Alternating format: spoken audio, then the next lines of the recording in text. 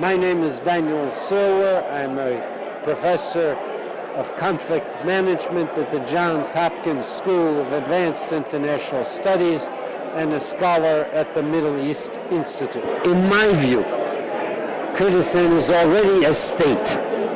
It's an autonomous state within Iraq.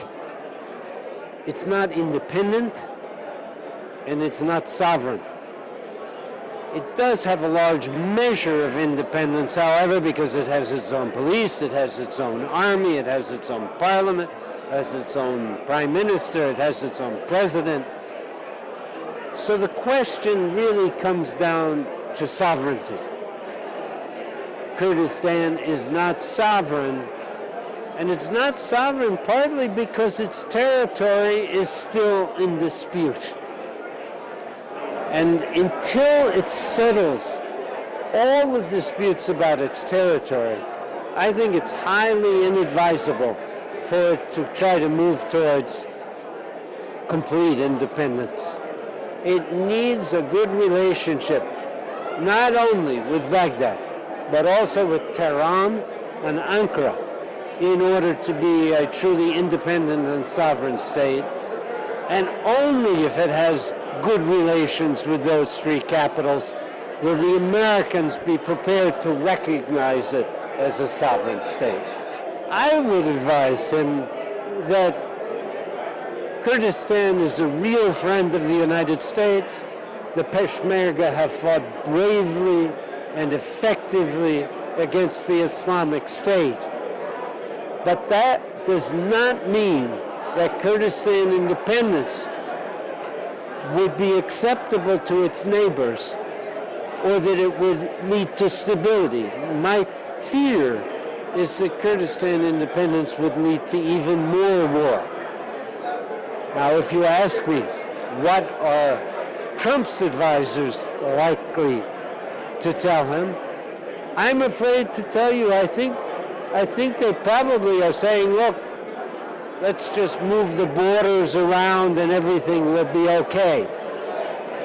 But everything won't be okay because the Arabs will not let Kirkuk leave Iraq, because the Iranians will not want an independent Kurdistan that they would see as a threat to eastern Kurdistan, their province of eastern Kurdistan. And as long as the PKK is in rebellion inside Turkey, that's an issue as well. Turkey and Erbil have improved their relations immensely. But that doesn't mean Ankara is going to welcome independence for Kurdistan. It's very difficult to answer the question of whether there'll be a change in foreign policy.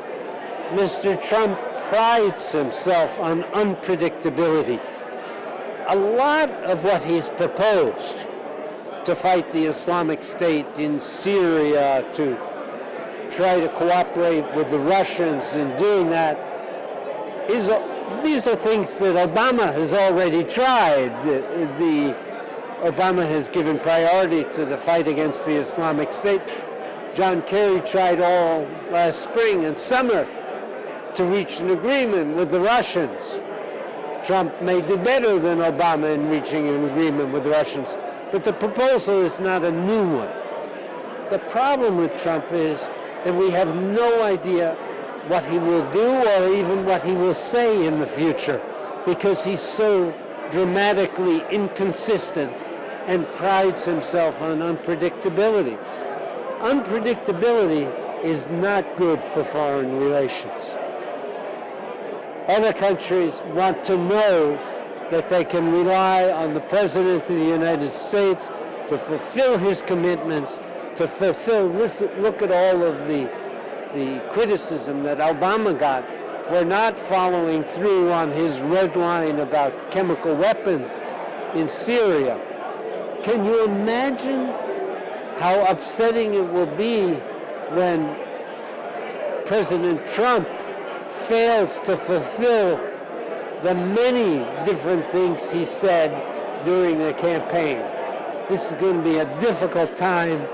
We're going to need our friends and our regard the Kurds as our friends, to be very attentive and very friendly and helpful to us in a difficult transition.